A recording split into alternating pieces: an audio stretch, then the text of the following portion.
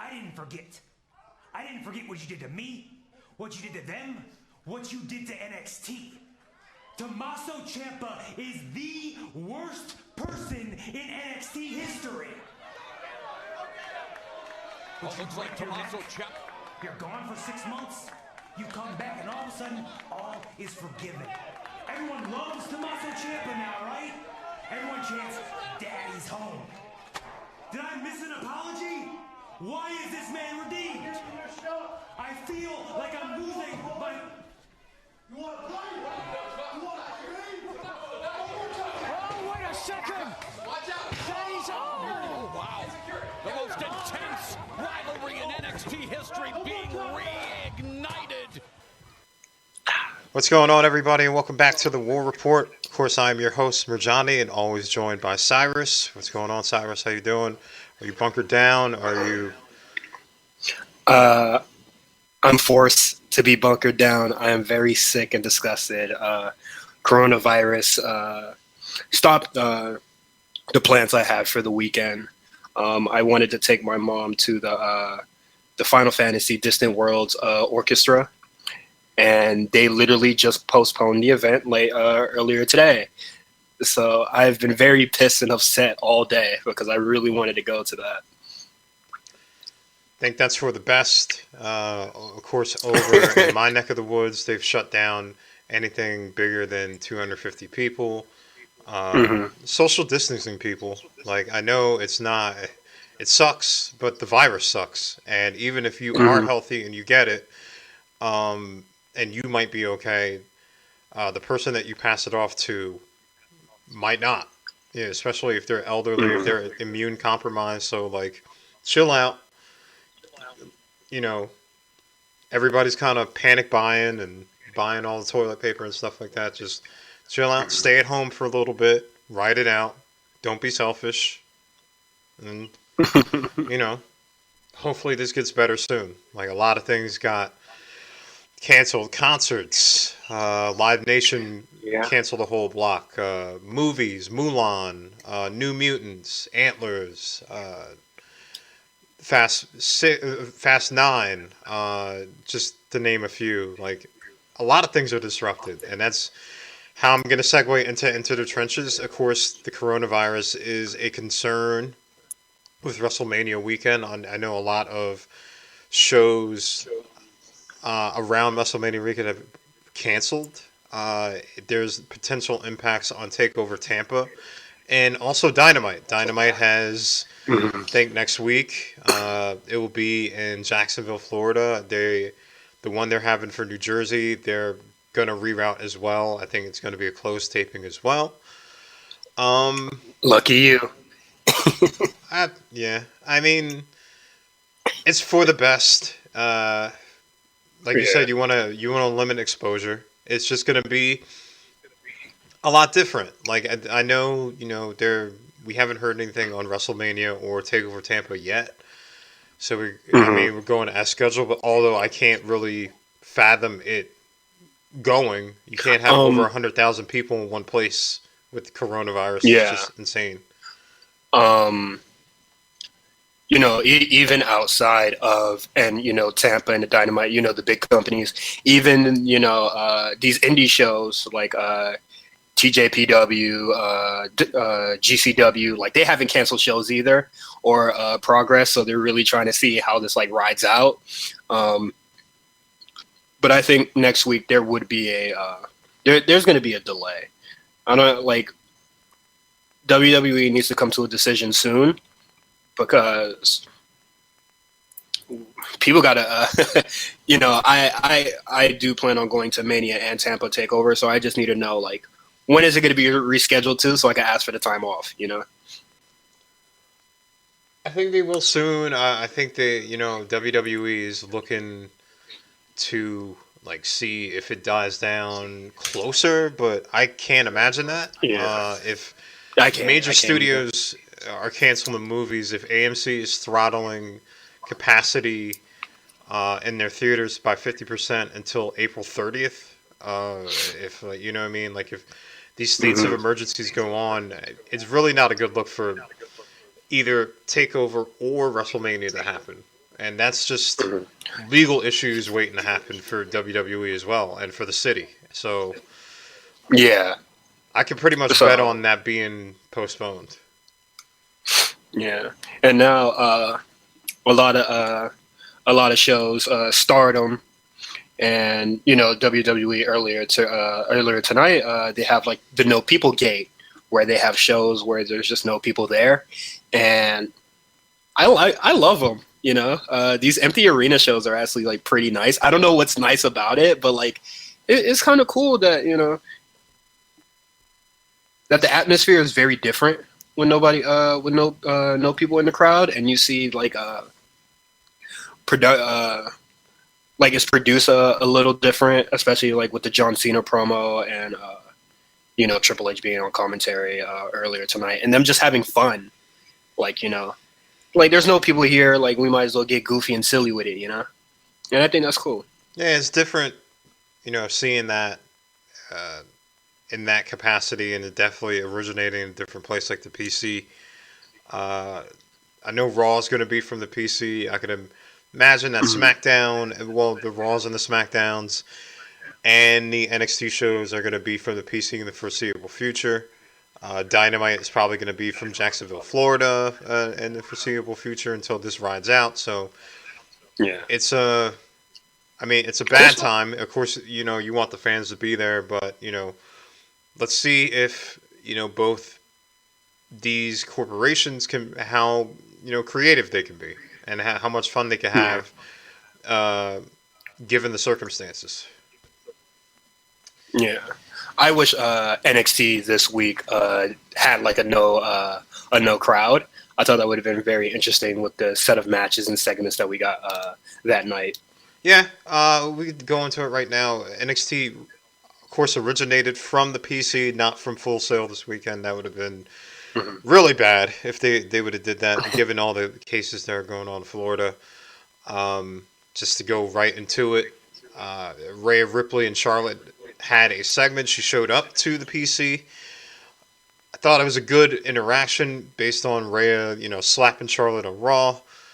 And I'm guessing that if this match takes place, in a couple weeks, they're going to go off an angle where, an injury angle where Rhea is going to have to fight back with her leg, because she got the figure 4 on the on the post, a la Owen Hart and Bret Hart. Yeah, just at WrestleMania, or at WrestleMania, like, let's say Charlotte wins, then what? I mean, it's a whole new world for Charlotte. It's a whole new bunch of feuds for Charlotte. The only problem is there is a logjam in that women's division, and adding Charlotte to the mix, if you don't move anybody to any other brands like Raw or SmackDown, that is going to create a problem. Like, you're already having these qualifying matches of 5 or 6 different women trying to get into a ladder match. So you're adding somebody who is a huge face from Raw, would have, Mrs. 10 Time going back to NXT, although it'd be a cool story because, she could say that she's going back to the place that she helped build. Don't really know if it's going to help for anybody else. Yeah. Like, realistically, like, I would like if Charlotte put over Rhea, but, like, because I doubt that would really do any, like, quote-unquote, like, damage to, like, her career or character. I think it would do a lot for Rhea Ripley, but you're right. It does provide a new landscape for Charlotte, but, like, on the opposite coin, it would be a really big, like a rocket strap put on Rhea. But we'll just have to see how that goes. It would be a linchpin for basically for Rhea to win that, and NXT they don't do short title reigns. They usually do them longer. I don't see Rhea kind of. If you want to move Charlotte out of the Raw or SmackDown spectrum, okay, cool, put her on NXT. But at the same time, like, I don't see Rhea Ripley with all they built with her. Them just taking the title off her. It's going to be somebody from NXT that wins. that beats her, I think. Going off that, we had Mia Yim and Tegan Nox both qualify for the match at TakeOver. Of course, Mia Yim beat Dakota Kai, and Tegan Nox beat Deonna Purrazzo. This ladder match is looking very odd, I will say.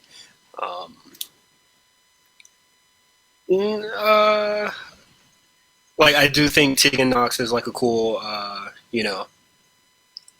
addition to the match, but I'm personally worried about like her knee. I feel like she's going to get taken out of the match anyway. Like, Dakota Kai is just going to come up and take her out anyway. So I do think it's weird that, she took the spot over Deonna Purrazzo. Like, I think Deonna could have been an easy, just a spot to fill, But it is what it is.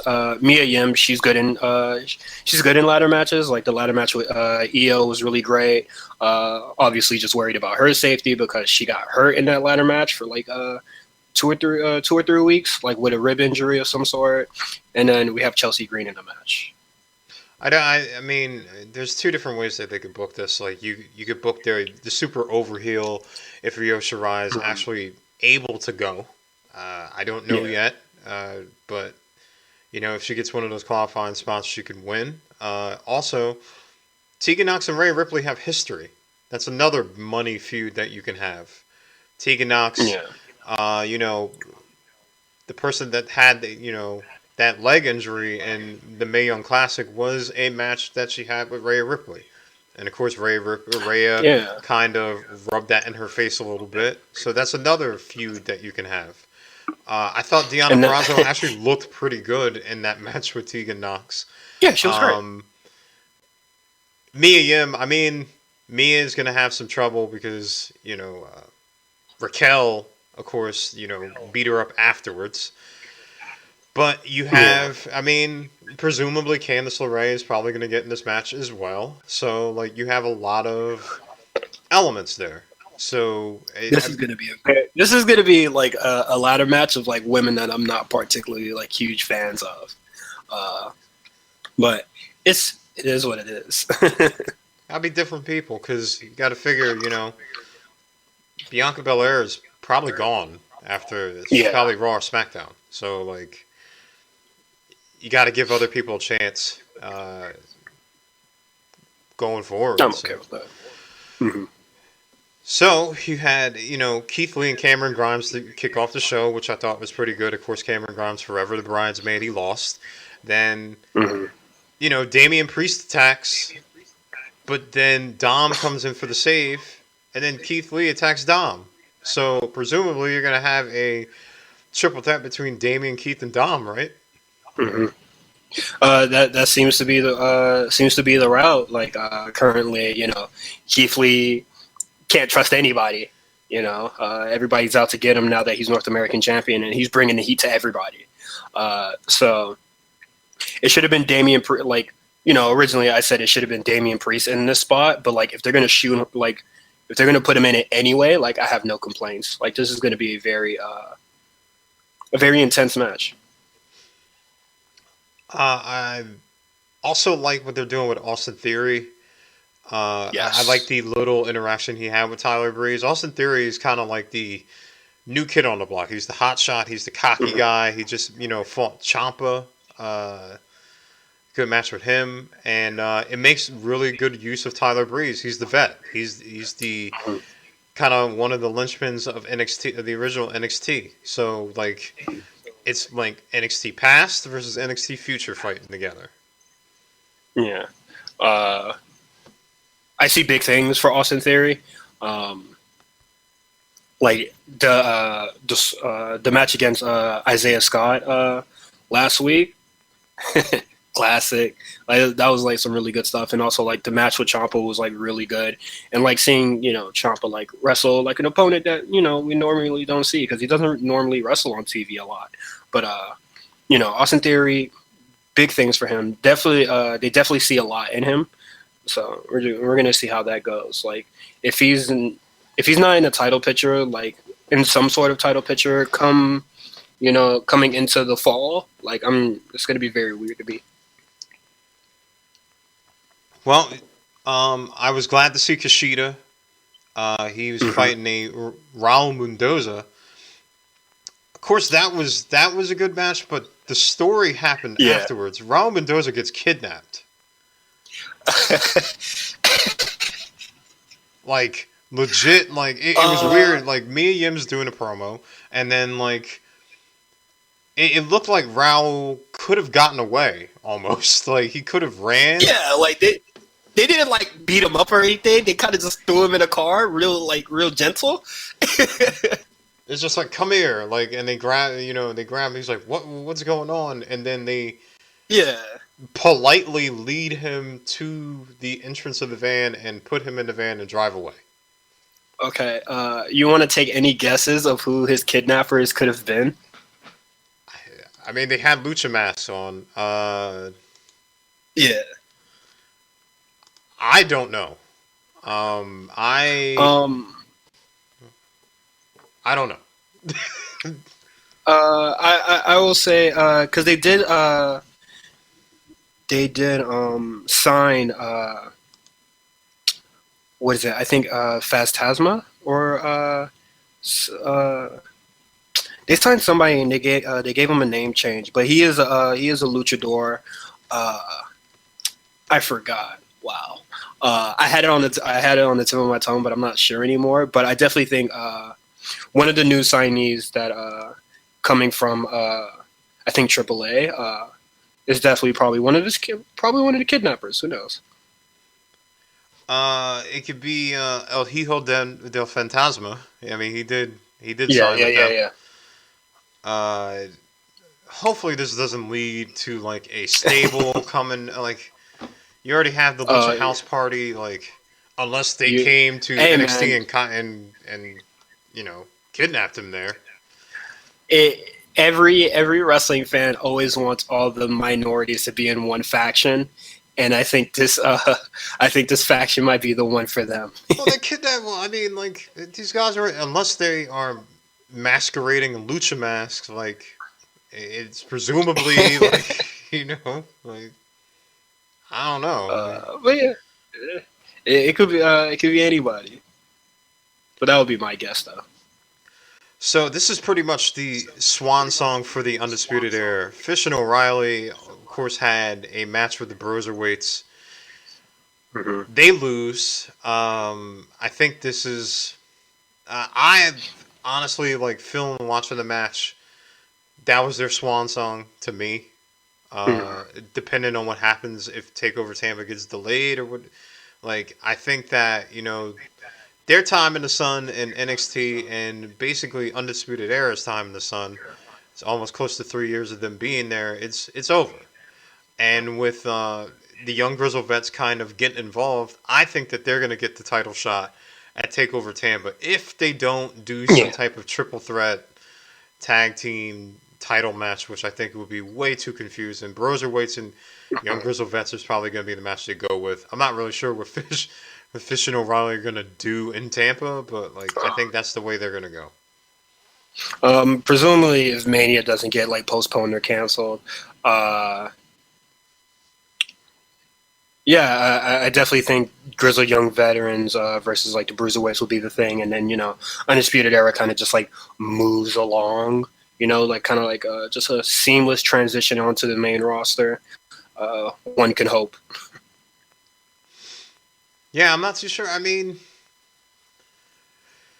Broserweights, I just don't see them holding the tag team titles that long. Now, I mean, like, you have Pete Dunne and you have Matt Riddle, and I think while this was fun, I just think post-Mania, those two are shooting for Raw or SmackDown. I really do. I did read a report yesterday, actually, that Pete Dunne says like he really does enjoy tag teaming with Matt Riddle and doesn't want to go up to the main roster yet. Now, can he really be like, I don't want to go to Raw or SmackDown, or they just twist his arm and it's just like, yeah, you can't be here no more. So we'll see how that goes, but I never seen Matt Riddle being into being tag team champion this long. Uh, but honestly, if the title reign is short, then like so be it. Like I think Grizzled Young Veterans are amazing, and you know some of these main roster brands can really benefit from a Matt Riddle or a Pete Dunne, even though they're small, whatever. Yeah, whatever. Screw it. So, call them up. Let the title reign be short. I mean, you could. Well, you gotta think of the tag teams that they have there. Like Broserweights, Undisputed Era is probably definitely gonna leave. Then you have Young Grizzled Vets, who's there. The Forgotten Sons. Hey, chill out. We don't talk about them. Well, they're a tag team in NXT. I had to you know what I mean? Like you have to count them. You can't just be like, well, forget that. I think the tag team division will be okay with the absence of the Bruiserweights and Undisputed Era. Because we can still get guys from 205 Live and stuff like that, like Tony Nese and Mike Kanellis are doing their thing on the loop. I guess you could always get Danny Burch and Oni Lorcan. Yeah, the Brit Am Brawlers or whatever they're called. They can always just make tag teams like they did with Pete Dunne and Matt Riddle. Yeah, you can always move people back to NXT. I guess Yeah. The tag teams aren't really getting utilized in Raw or SmackDown. You can move them to NXT as well. You can do that. That tag team division is going to be looking, I think, a little different after Mania. I think the Grizzled Young Vets could hold it down if they do get the championship, though. Yeah. Round us all out. Of course, we had a huge brawl with Ciampa and Gargano all over the PC. They destroyed some shit. I think that Gargano had a point because, Ciampa turned on him first. Ciampa left. Yeah. After getting hurt, came to him, turned on Gargano, and look, Gargano has a legitimate beef. You don't need some M. Night Shyamalan type plot to, do this feud. It's two men who generally hate each other. Again. So, I like the little callback that they have with the fairy tale ending through the announce table. Somebody's going to have to pay for all those, the broken weights and the mirrors and stuff. But I think it was, with this brawl, it was a good use of the PC. It really came off really, really good. The first time they're kind of in the PC doing the NXT thing, that isn't, the halftime heat. But, you get to see, you get to see a lot of the PC in that brawl. And they did utilize the space very well. And they also did utilize the space very well tonight with SmackDown. I'm not opposed to, them doing a lot of shows in the PC. I like this stuff a lot. Well, they're gonna have to get creative because there was a point where they're showing Tommaso Ciampa walking the PC and he's literally standing there waiting for the camera to come, and then he starts walking forward. You gotta. It's just the first week, so we can't be perfect. But get Triple H on the cameras. Yeah. This feud doesn't have to be, overly done. I think, Ciampa Ciampa's a snake. He's a snake, and then, during the Adam Cole feud, they did a lot to make us feel for him. With the neck injury and, him not possibly having a career anymore. But it's just you did a lot of shady stuff in your career, and now that's coming back to haunt him. Johnny Gargano is back. Originally, I know people kind of hated on it at first because, it kind of came randomly at this really good title match. But now I'm invested. Yeah, it's hopefully this puts a bookend on this feud for a while. You know, it's been damn near 2 years that these men have been fighting each other. So I understand that, you know, injuries happened, and it really kind of took away on what the real ending could have been. But yeah, I'm invested. Well, reinvested in this feud, and well, let's see where it goes. All right, let's move on to AEW. We got the rules for the Blood and Guts match, which is basically a War Games match. 2 rings, you know, guys coming in every 2 minutes, but you can only win by a submission or surrender. Of course, I don't know how I feel about that. Okay, go on. Why? What? Who on the Elite side has a submission finisher? Jake Hager and Chris Jericho. No. The Elite. Because I know the Young Bucks like do like the sharpshooter thing, but like they haven't done like that was when they were on the Cody. That's when they were on the Indies doing the we can wrestle gimmick. Cody used the figure 4 this week. Okay, yeah, he does use the figure 4. Other than that, Kenny. I hope. Yeah, I hope they win by surrender, and because you know, yeah, all like when I saw that it was like submission or surrender, I'm just like, oh, so Jericho's gonna win with the walls, you know, and it's just like, well, you know, that just seems like how it's gonna go, but I like War Games matches, so I can't wait to watch.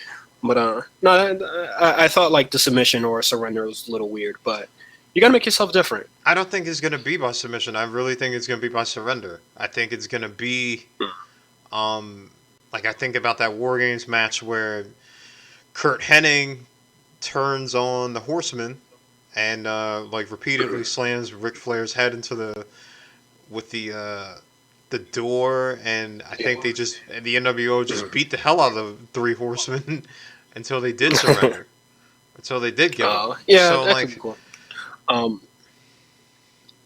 I see Matt Jackson surrendering after like some back attacks because you know you got to sell that back, baby. I think. Well, I think the way to go is either Hangman Page abandoning them or Hangman Page doing the Inner Circle. I think I would prefer abandonment instead. But speaking of that, during the Cody versus Ortiz match, Jake the Snake appears with Archer. So Archer is the client.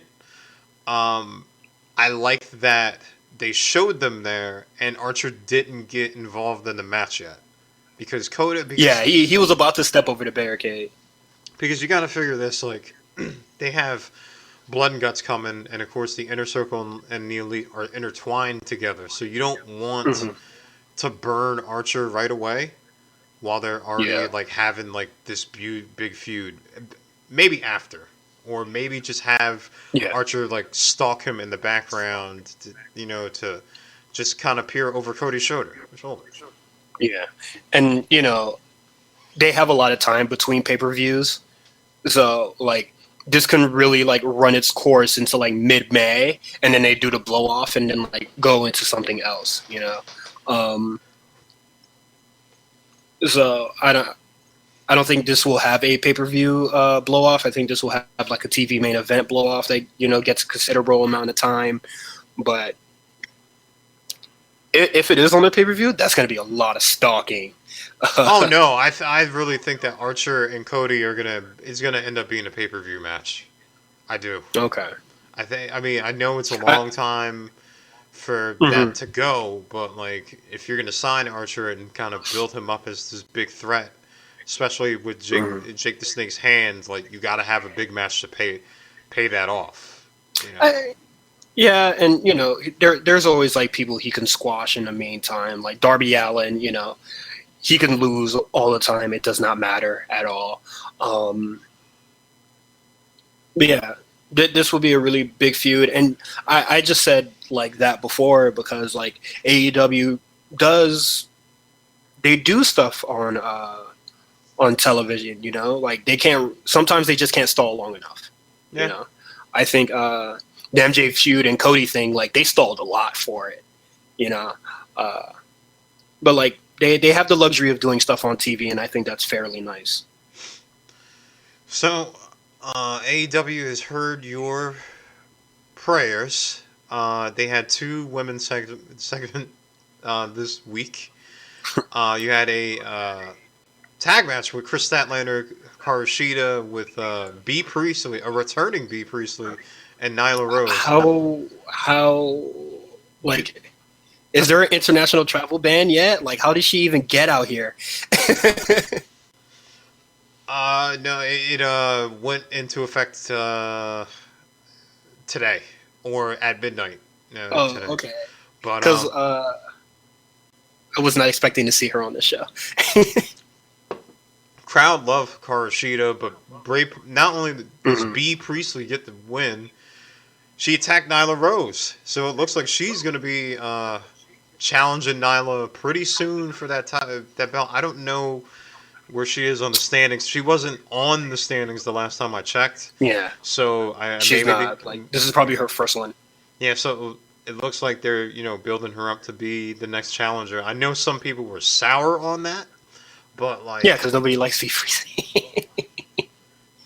Yeah, that, you gotta explain that a little bit to me even more, because...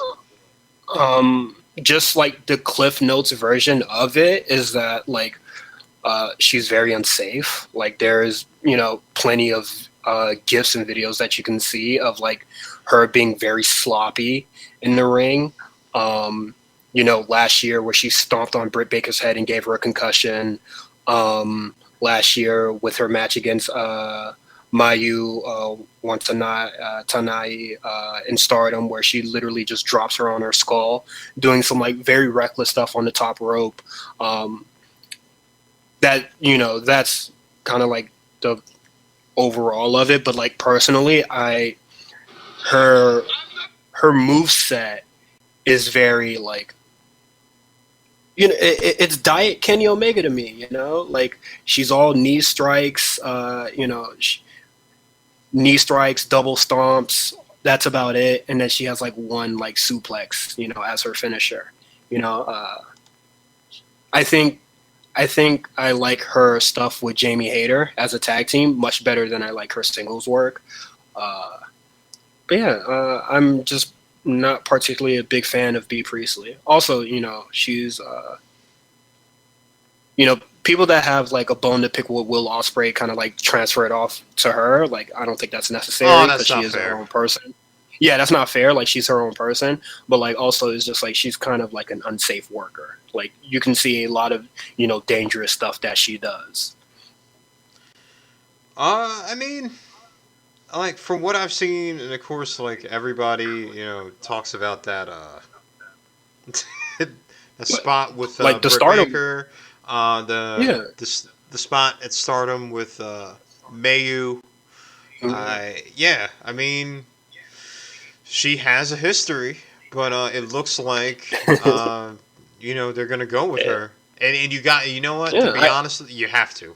You have to, because you got to have some other challengers for Nyla Rose because you have 2 more months until 2.5 more months until Double or Nothing 2. So you got to do something. You know what I mean? You can't just have Nyla just burn through Chris Statlander, and I think the money's match is with Hikaru Shida. So you got to protect her for a little bit. So yeah. B. Priestley could have this match. I don't think it hurts her at all. Because, she's mainly, full-time at Stardom. So, like, she could have this match. She can lose and just come back whenever. Like, it doesn't really matter. This is kind of just, like, something to have on television. Like Darby Allin versus Chris Jericho, So, I'm not too bothered by it. Nyla Rose getting a win. Like, I'm not going to complain because I wanted her to be women's champion for a very long time. So, it is what it is. Britt Baker and Big Swole had a promo. Basically, Britt saying to Big Swole, like, the only person that's famous at your house is your boyfriend. She's talking about Cedric Alexander. And Big Swole fired back saying that at least she's married. So, baby. So, At least, she fired back talking about Adam Cole. So, like, they went very meta there. Also, that's very funny because the only famous person in her house is fucking Adam Cole. But that's cool, though.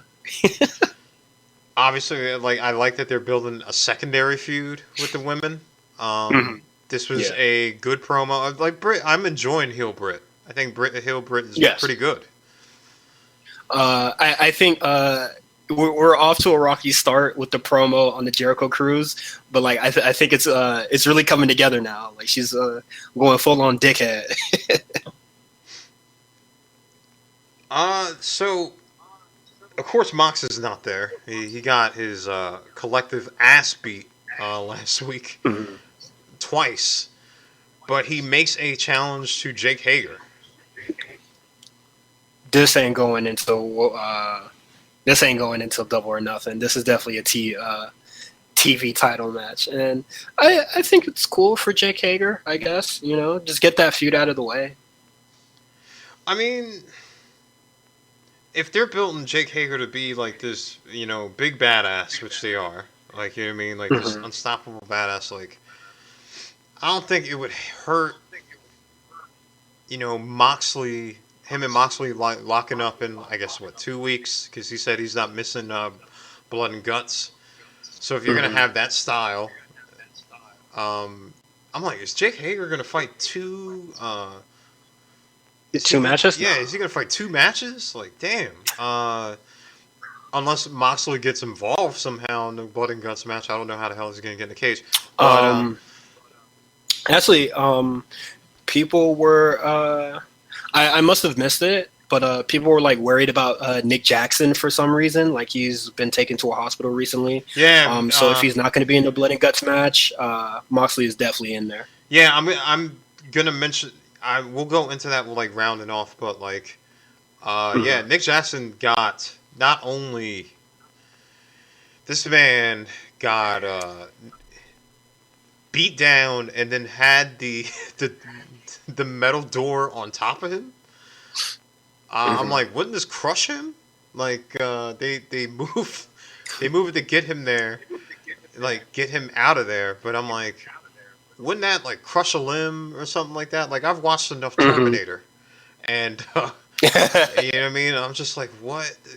Damn. And yeah, another that looks very bad. Another thing, Kenny and Matt book it to get back there. I'm like, it's like within not even a minute where Jericho and like the rest of the inner circle kind of like do their promo and walk back, but it's like you hear like Kenny and Matt's voice, and I'm like, you guys didn't see each other? Like, what the hell? Yeah, it was very weird, but I think that's how Moxley gets into the blood and guts match.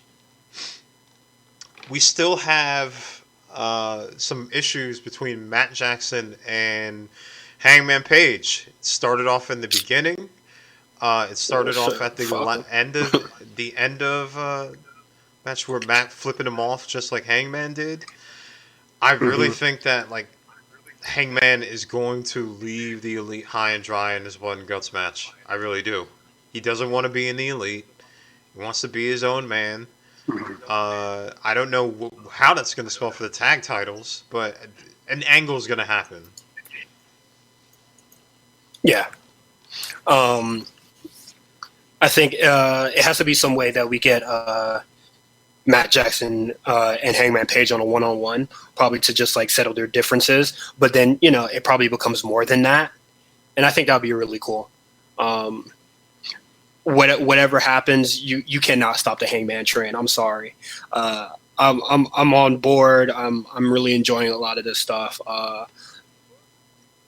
think the Bucks has had their time in the sun from like 2016, probably earlier that going on. So like, let Hangman shine, man. Let him get another dub against the Bucks. They're going to eventually win the tag team titles. Like, you pretty much bet on that. Like, you could take that to Vegas. I don't think they're going to... yeah. I don't think they're gonna take it off them though. It's not gonna happen now. It's not gonna. It may not happen anytime soon, but it's gonna happen before the year is out, I think. I feel like when it happens, it'll be a screwy finish. You know, maybe Hangman finally hits the buckshot lariat on Kenny, and then just leaves him to die out there, and then continues on. Just to round things out, we're gonna meet the Exalted One next week. Could be Matt Hardy. I like the little promo that Chris Daniels did making fun of the Dark Order. That was funny. The Dark Order sucks. But it could be Matt Hardy, and it's also next week, so it could be Brody too. So yeah. Hey man, I can't be excited for Matt Hardy. I'm sorry, but if it's Brody Lee, I'm all in. So we'll have to see. Yeah, I mean, these shows are going to be kind of weird next week. I mean, this is going to be, I think it's going to be a closed tape show maybe, or like it's going to be in Jacksonville where it's going to be closed and not have just essential personnel. And NXT's, of course, is going to be from the PC again. So next week, until, we could batten down the hatches and everybody is safe from this coronavirus thing, it's, this is what we're working with, Well, watch as much wrestling as you can, people. We're going to be in I feel like this is going to go for a while. Yeah, you don't have any other sports. So, like, unfortunately, basketball's postponed. Stardom is uploading not a lot of stuff on YouTube right now that I think people should like. This is your chance to get invested and just see some of the coolest women's wrestling in a while, man. Like I think when the No People Gate show that happened last weekend, like that was really fun, but nobody was watching. Everybody says like they would be invested in Stardom if they can watch it, and then they have a free show that everybody can see on YouTube, and nobody watched it. People are fake, man. People are out trying to buy toilet paper. That's our show for this week. Of course, you can follow us at RNC Radio Live on Twitter, Instagram. I mean, you're probably going to be doing nothing. Basically, as we all kind of self-quarantine, hopefully, just try to keep things as a minimum, to a minimum, like, please, like, just look after yourselves, look after each other. Hopefully, nobody is affected by this virus, and if you do, like, I hope you get care, and, it's tough out here. It is tough out here, man. Like, it's just, like, it's a whole new... I don't know. Like, I'm not saying it's like the Spanish flu or, anything like that. Hopefully not. Like, hopefully this subsides and we get back to normal soon. Until then, we got a new Big Eyes podcast. Talk about Demon Slayer, Food Wars. Of course, we have a new A show. Talk about, they also discuss about WrestleMania possibly getting canceled. They talk about Shayna Baszler, the Elimination Chamber. You don't have March Madness, but you also have Mark Madness, so go there and vote. We have the next round up. Take a quick look here. They finally got Candice LeRae out of here, so that's really cool. Bianca Belair, I believe the Final Four. Bianca Belair and Io Shirai. And Asuka and Sasha Banks, which is two of the most rabid fandoms in... Right. And wrestling. Let me vote for Asuka real quick. Okay. He did this. And so anybody, like, whoever, what is that, Asuka bot or whatever, whoever has that, like, Twitter handle, they're going to call you racist. Hey, man, Asuka stands, they love me, bruh. So I think I'm immune from any of the, what is it, like, literally the harassment that they give people. Like, they've been harassing Chris for so long. They need to stop. But Well, she's man, she's winning right now. It's yeah, Asuka's in the 57-43. lead. So Bianca Belair versus Io. That's a hard one. well, Io's winning 52-48. So 3 days Okay, left. I'm not gonna say who I voted for. I'm right not. now, Yeah, I'm not so. saying who I voted for either. You know, that's gonna be a tough. Oh man, these results are killing me, bro. This semifinals, I knew is gonna be like, oh man, Mhm. I don't envy the A show talking about that at all. Uh, so we also have the new Black variant. They're talking about the latest news from Batman. They also have a contest going on. So like retweet, respond. They're giving away a graphic novel. Check that out. We have a new episode of the RSBN. Unfortunately, that might be the last one for a while. Hope not, because Yeah. they only are postponing the basketball season for a month, I believe, and then they'll resume it, hopefully. Yeah. And then I guess it'll last into the summer, which, I mean, is good because usually with sports, summer is a lot of downtime other than like training camp for NFL or like baseball. So you might get that until July, August. So fingers crossed, man. Like Yeah. Right now, there's gonna be a lot of free time for a lot of us, with the quarantine stuff happening and people, working from home. So hopefully, there'll be a lot more podcast content that probably happens on RNC Radio. Like I believe they've been talking about like some new episode of Recall and Saul went out. There's a new Digimon on the lookout. There's a new Digimon episode. Yeah. You also have a new episode of Late Fees where they talk about Teenage Mutant Ninja Turtles franchise. They're gonna be doing a giveaway as well, but I need none of y'all to enter because I want to win. Oh God, I've seen that prize. Yeah, I'm not gonna spoil it for whoever, but I'm pretty sure some people out there will like it. It's funny. It's Teenage Mutant Ninja Turtles themed, I could say, but yeah, I don't want to give it away. But yeah, you got a lot of damn time on your hands. You got a lot of snacks. Hopefully you get, like binging through, I guess, your Netflix in quarantine or Hulu in quarantine. Yeah. So like go on the RNC radio and, listen to a lot of some stuff. Yeah. I believe Spot Callers should be happening next week. Me and Justin are going to watch the show where La Sombra unmask and becomes Andrade Cien Almas.